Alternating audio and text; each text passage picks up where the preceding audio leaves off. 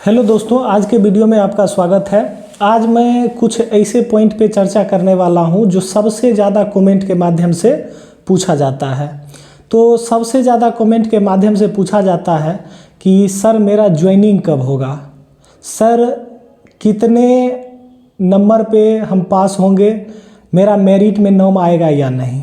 ठीक है, तो ये सबसे ज़्यादा, और रिज़ल्ट कब आएगा, ये 3 क्वेश्चन है जो सबसे ज़्यादा पूछा जा रहा है कमेंट के माध्यम से। तो मैं इन्हीं तीनों प्रश्नों को लेकर के इस वीडियो में बात करने वाला हूं। तो सबसे पहले ये बात करते हैं कि सिलेक्शन किनका होगा, यानी कि सब जो पूछ रहे हैं मेरा मेरिट लिस्ट में नाम आएगा या नहीं। तो सबसे पहले आपको बता दें कि बेल्ट्रॉन जो आपको एग्ज़ाम ले रही है इसमें कोई सीट की संख्या नहीं है। जैसे कि बहुत सारा कमेंट आ रहा है सर कितना सीट पे बहाली होगा, तो कभी कभी ये बताया जाता है कि इतना सीट पे होगा, तो लेकिन कोई सीट की कंफर्मेशन नहीं है। यानी कि बेल्ट्रॉन जितने कैंडिडेट का चयन करती है उसको एक बार बहाल नहीं करती है। बेल्ट्रॉन का काम है कैंडिडेट का एग्ज़ाम लेना, उस कैंडिडेट को अपने पैनल में रखना, और जब जब ज़रूरत पड़े विभाग को, अधियाचना विभाग से आती है, उस कैंडिडेट को वहाँ पर देना। यही काम है बेल्ट्रॉन का। तो इसमें एक सबसे ज़्यादा प्रश्न आता है कि कितने कैंडिडेट का मेरिट बनेगा। तो जितने भी कैंडिडेट क्वालिफाई करेंगे एग्ज़ाम में, जितने कैंडिडेट क्वालिफाई करेंगे सबका मेरिट में नाम आएगा। इसीलिए पिछले बार के रिजल्ट में भी किया गया था, जितने भी कैंडिडेट सीबीटी में क्वालिफाई किए थे, यानी कि 50% जिनका भी मार्क्स आया था और टाइपिंग में किसी एक टाइपिंग में भी पास हुए थे, उनका मेरिट में नाम आ गया था।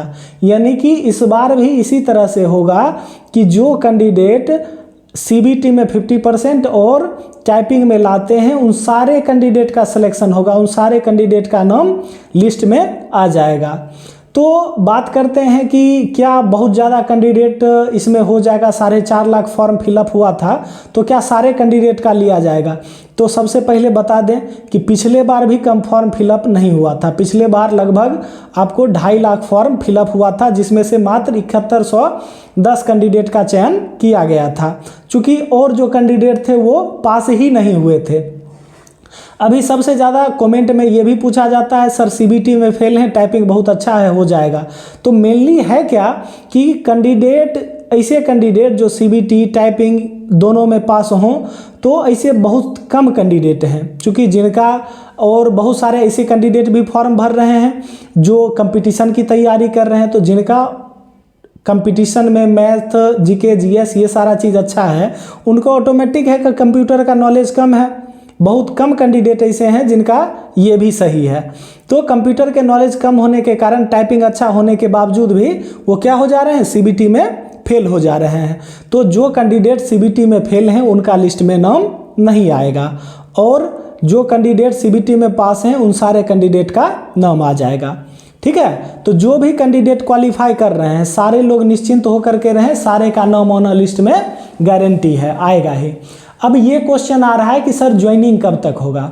तो इसकी जानकारी आपको कोई नहीं दे सकता है कि ज्वाइनिंग कब तक होगी।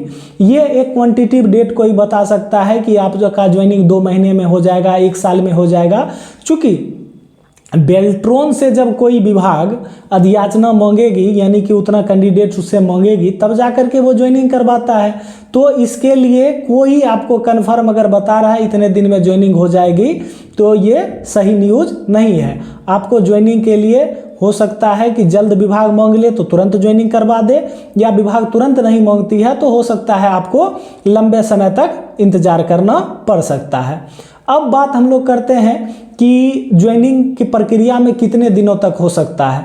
तो ज्वाइनिंग के प्रक्रिया में 2019 में जिनका एग्ज़ाम हुआ था, 2020 में फॉर्म भराया था 19 में और एग्ज़ाम हुआ था 20 में, उनका ज्वाइनिंग अभी तक चल रहा है, यानी कि 2025 अभी चल रहा है, और अभी तक भी वो कैंडिडेट 7100 लगभग बचे हुए हैं। तो इस बार कैंडिडेट का सिलेक्शन का लगभग उम्मीद है कि 10 से 12 हज़ार कैंडिडेट का हो सकता है, में भी सिलेक्शन हो, या हो सकता है उससे कुछ कम भी हो। तो इतना कैंडिडेट का सिलेक्शन होने का उम्मीद है। चूँकि 4.5 लाख फॉर्म भराया था, कुछ फॉर्म तो गलत ही भरा गया था, किन्हीं का कैटेगरी गलत, बहुत सारा चीज़ गलत भरा गया था। कुछ कैंडिडेट का ये था कि फॉर्म में गलती हो गया है तो उनका फॉर्म तो रिजेक्ट हो जाएगा केवाईसी के समय, तो वो ऐसे ही हो गया। कुछ कैंडिडेट ऐसे हैं कि जो एग्ज़ाम में अपीयर नहीं हुए हैं। तो मतलब कुल मिला के देखते हैं तो कैंडिडेट पिछले बार के अपेक्षा थोड़ा ज़्यादा होता है, तो उसके हिसाब से हम लोग देखते हैं। तो इस बार भी क्या होगा, आपका सिलेक्शन में लेट लगेगा, बहुत ज़्यादा कैंडिडेट की संख्या नहीं होने वाली है।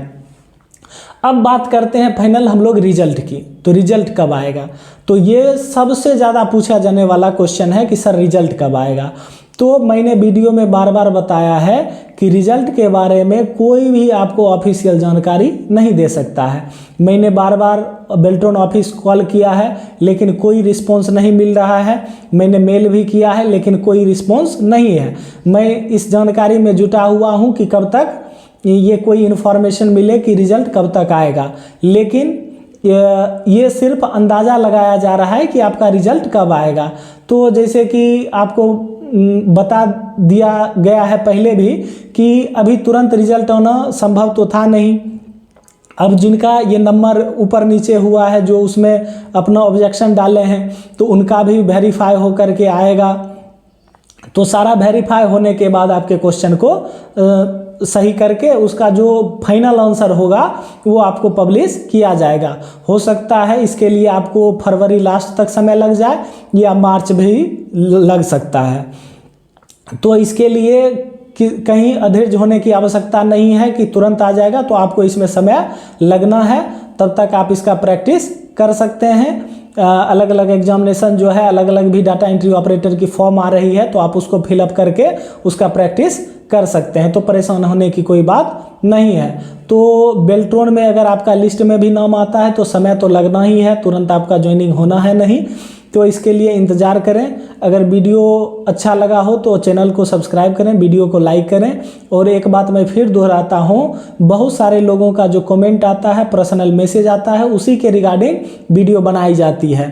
ठीक है, तो कृपया वीडियो पे गलत कमेंट ना करें, क्योंकि कुछ आदमी जो वीडियो के लिए मैसेज करते हैं वो तो बहुत थैंक यू करते हैं कि वीडियो मैंने बनाया, लेकिन कुछ आदमी जो है सो फालतू के कमेंट करने के लिए वहाँ पर आ जाते हैं। ठीक है, तो वीडियो अच्छा लगा हो तो ही वीडियो को लाइक करें, अन्यथा नहीं करें। थैंक यू वीडियो देखने के लिए आपका। चलिए।